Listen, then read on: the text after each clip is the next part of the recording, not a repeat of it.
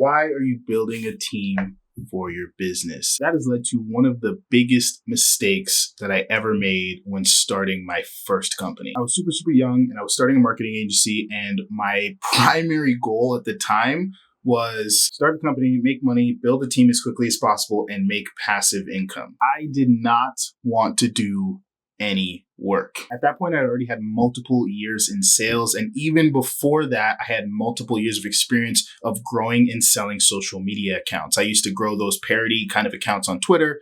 And then I would either run like advertising affiliate stuff on them to make money, or I would just sell the accounts as a whole. So I knew how to grow accounts organically. Also, I had done multiple different sales jobs, door-to-door, B2B, cold calling, survey stuff in call centers. I had done multiple sales jobs, so I knew how to grow accounts. I knew how to sell, and I decided to put those together and start a marketing agency. Because that started out well, in the very first month, I closed 2 clients, was at $4,000 a month in MRR. The next month, I closed another couple clients. I was at $7,000. The next month, we were at $10,000. The next month, we were at $13,000. So the growth at first was pretty quick because I was able to just focus on sales. And my goal was just to pass off all of the work to people. So I actually went and found people to do the delivery first. So I went out, I found some guys. I said, hey, you guys know how to do social media marketing? Awesome.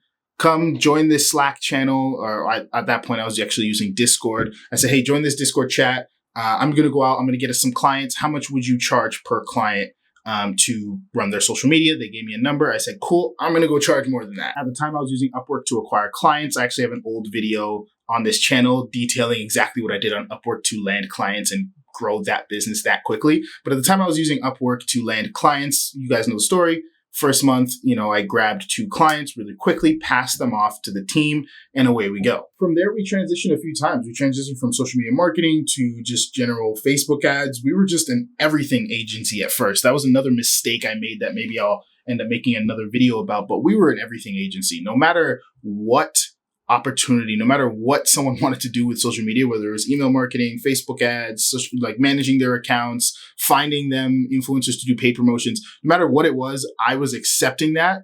And then I was finding someone to do it and then paying them the difference. I was more so of just like a salesperson that would refer people work. And that led to me bringing in like 10 people in-house. It led to having 10 people doing 10 different things. It was nuts. I knew I had to obviously boil it down. So I just took the clients that I had that were getting the best results and got rid of everything else that we weren't doing, everything else that we were doing that wasn't that, which was lead gen. So we were working with a couple mortgage companies, a bunch of real estate companies, and we were generating leads for them.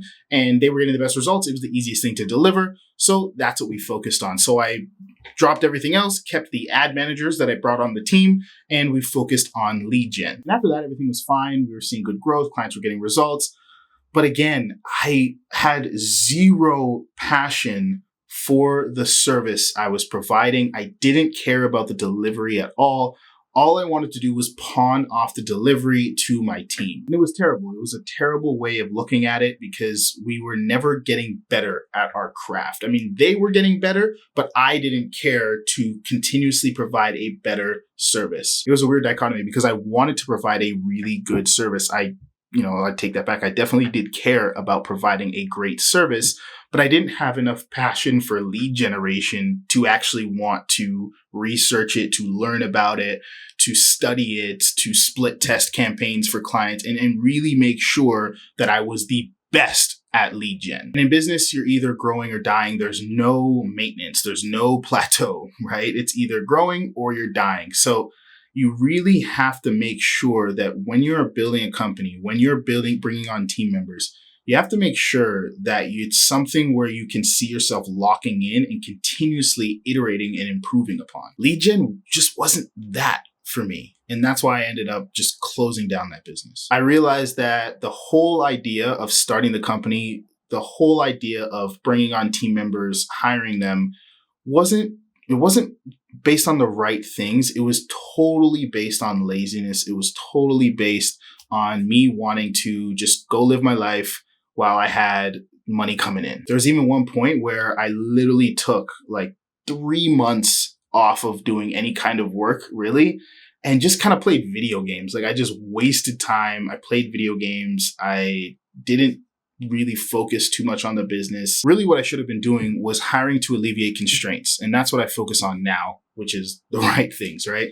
I hire to alleviate constraints in the business so I can go and do higher level work. The only time, at least in my opinion, that you should be hiring is when you're saying, hey, my time spent on this is actually detrimental to the business. It's slowing the growth of the business.